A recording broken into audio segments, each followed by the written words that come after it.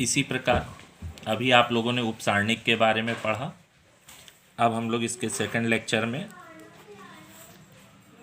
सहखंड के बारे में पढ़ने जा रहे हैं। सहखंड यानी इंग्लिश में इसको कोफैक्टर कहते हैं। सहखंड क्या चीज़ है?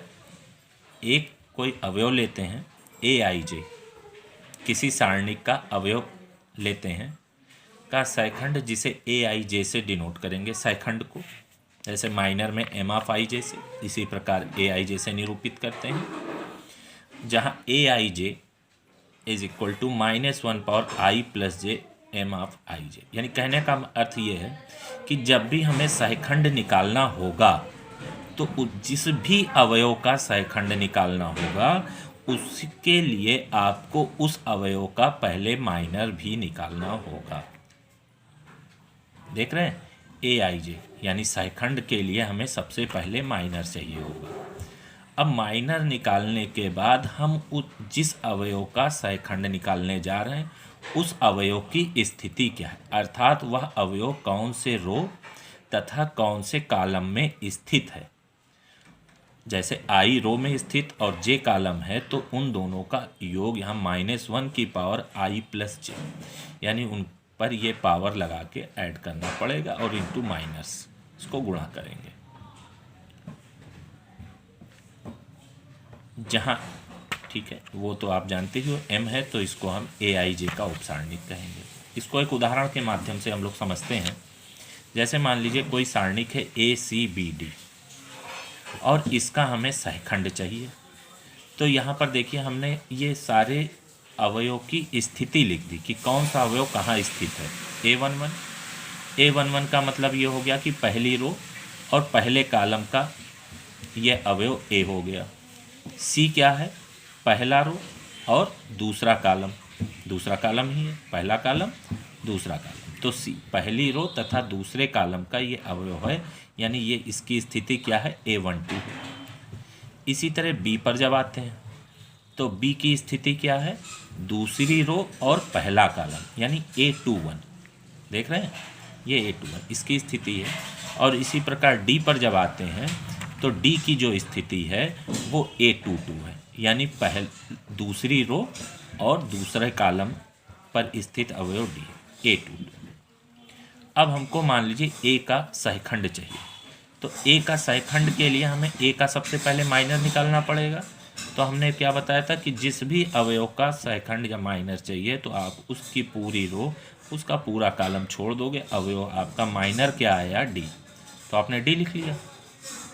अब ए की वह स्थिति कौन है? ए कहाँ है? A11 है, तो -1/1+1 जो उसकी स्थिति है उसका योग, तो -1 का स्क्वायर हो गया, तो -1 का स्क्वायर प्लस होता है डी, तो ए का सहखंड क्या बना? डी बना। अब इसी प्रकार सी का सहखंड निकालने के लिए हमें सबसे पहले सी का माइनर निकालना होगा। तो आप क्या करोगे? सी का ये रो और सी का कॉलम छोड़ दोगे, बी आया, तो सी का सहखंड क्या बना? बी बना। अब उसकी स्थिति सी कहाँ पर स्थित था?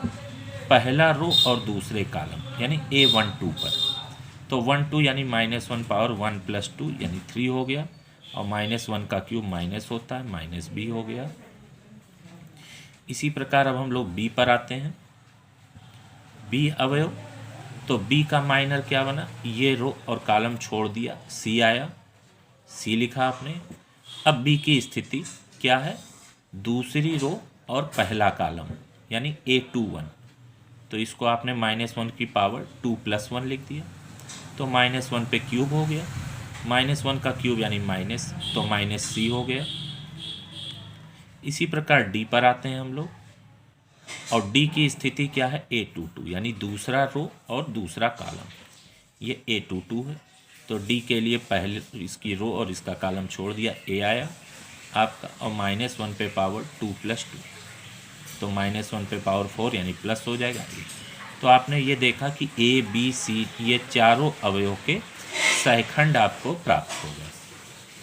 इसी प्रकार हम कोई 3x3 का एक सारणिक लेते हैं, 1 2 3 4 5 6 7 8 9, इस प्रकार। तो आप स्थिति देखेंगे, ये क्या है A11, ये A12, एलिमेंट 13, ये A21, A22, A23, A31, A32 और A33, ये इन एलिमेंटों की स्थितियाँ। तो हमको मान लीजिए कोफैक्टर ऑफ 1, इस 1 का कोफैक्टर चाहिए। तो हमने सबसे पहले क्या लिखा था कि आप उसके माइनर लिखेंगे। तो माइनर 1 का तो सबसे पहले ये गया और ये गया, क्या आया 5869, और -1 पे पावर पहला अवयव 1 + 1, तो -1 का स्क्वायर प्लस हो जाएगा, तो 5869, और इसको सॉल्व करेंगे।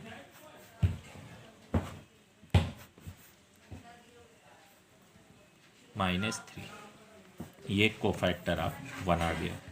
इसी प्रकार कोफैक्टर ऑफ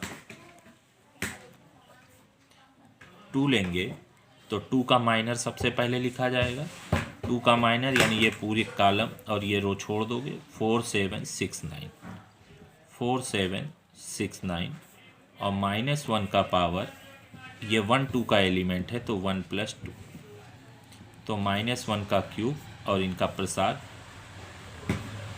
36 -42, तो -1 का क्यूब माइनस हो गया और ये -6 और माइनस +6, तो 2 का कोफैक्टर क्या आ गया 6 आ गया। तो इसी प्रकार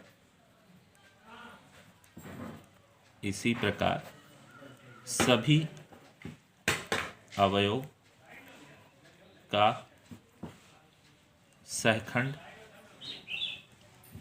प्राप्त किया जा सकता है,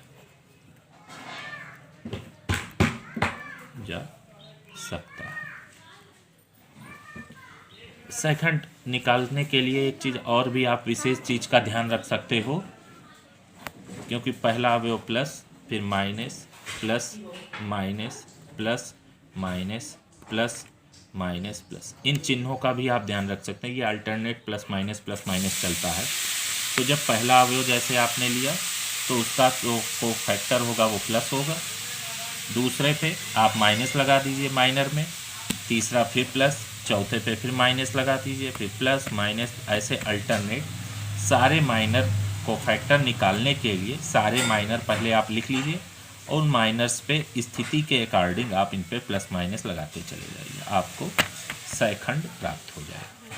इसको भी आप ध्यान में रख सकते हैं कि प्लस माइनस, जिस अवयव की स्थिति होगी वहाँ पर वैसा चिन्ह लगाइए, उनका माइनर लिखिए, हल कीजिए और आपको सहखंड प्राप्त हो जाएगा।